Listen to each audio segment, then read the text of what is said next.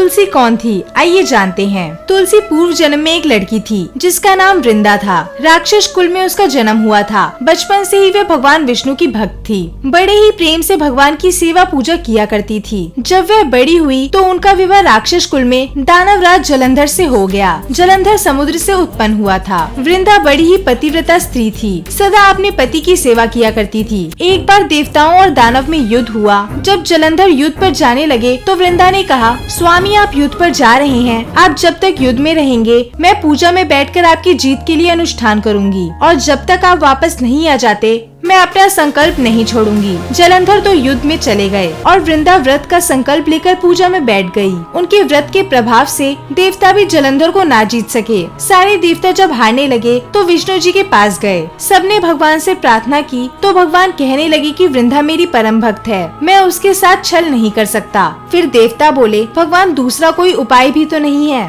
अब आप ही हमारी मदद कर सकते हैं। भगवान ने जलंधर का ही रूप रखा और वृंदा के महल में पहुँच गए। जैसे ही वृंदा ने अपने पति को देखा वह तुरंत पूजा से उठ गई और उनके चरणों को छू लिए। जैसे ही उनका संकल्प टूटा, युद्ध में देवताओं ने जलंधर को मार दिया और उसका सिर काटकर अलग कर दिया। उनका सिर वृंदा के महल में गिरा। जब वृंदा ने देखा कि मेरे पति का सिर तो कटा पड़ा है, तो फिर ये जो मेरे सामने खड़े हैं ये कौन है? उन्होंने पूछा, आप कौन हो जिसका स्पर्श मैंने किया? तब भगवान अपने रूप में आ गए पर वे कुछ ना बोल सके। वृंदा सारी बात समझ गई। उन्होंने भगवान को श्राप दे दिया कि आप पत्थर के हो जाओ और भगवान तुरंत पत्थर के हो गए। सभी देवता हाहाकार करने लगे। लक्ष्मी जी रोने लगी और प्रार्थना करने लगी। तब वृंदा ने भगवान को वापस वैसे ही कर दिया और अपने पति का सिर लेकर वे सती हो गई। उनके राख से एक पौधा निकला। तब भगवान विष्णु ने कहा, आज से इनका नाम तुलसी है और मेरा एक रूप इस पत्थर के रूप में भी रहेगा, जिसे शालिग्राम के नाम से तुलसी जी के साथ ही पूजा जाएगा और मैं बिना तुलसी जी के भोग स्वीकार नहीं करूँगा। तब से तुलसी जी की पूजा सभी करने लगे। तुलसी जी का विवाह शालिग्राम जी के साथ कार्तिक मास में किया जाता है। देव उठावनी एकादशी के दिन इसे तुलसी विवाह के रूप में मनाया जाता है। ऐसी मान्यता है कि तुलसी विवाह के दिन